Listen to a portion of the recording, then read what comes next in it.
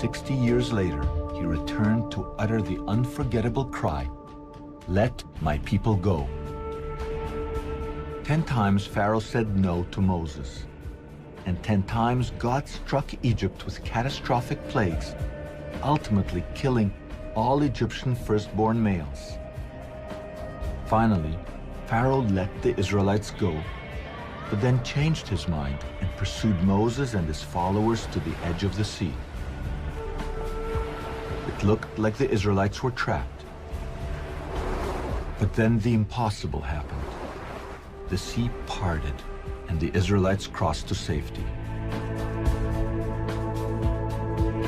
Moses now led his followers to Mount Sinai, where they received the 10 Commandments, the sacred laws they would take with them to the Promised Land. Most scholars believe the story is a myth. So even when the evidence is staring them in the face, they ignore it. The most dramatic example of this took place in 1947 when archaeologist Henri Chevrier found pieces of a broken stone monument, or stela, dating to a pharaoh named Ahmose, around 1500 before the Common Era, or BCE. Incredibly, the Ahmose stela is covered in hieroglyphic inscriptions that mirror the biblical tale. Today, it lies abandoned in the basement of the Cairo Museum, and all our attempts to get access to it were unsuccessful. So using Chevrier's published description, we reconstructed the stela and got one of the world's leading Egyptologists to comment on it. We have this very interesting stela, which is dated to the reign of Ahmose. It records a tremendous catastrophe that happened to Egypt.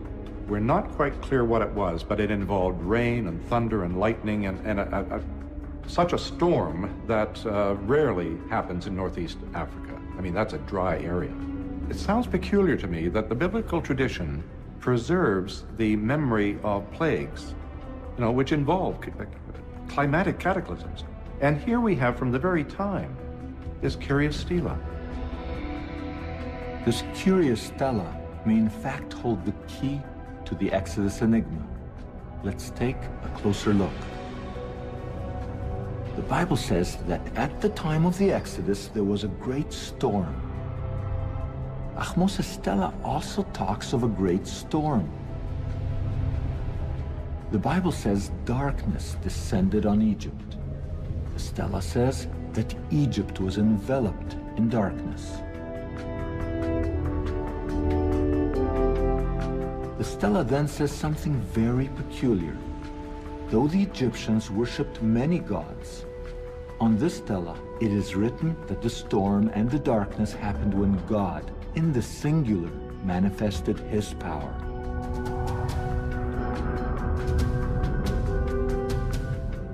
The Bible describes Pharaoh, but never names him. Because of this stela, we now know his name. Ahmose.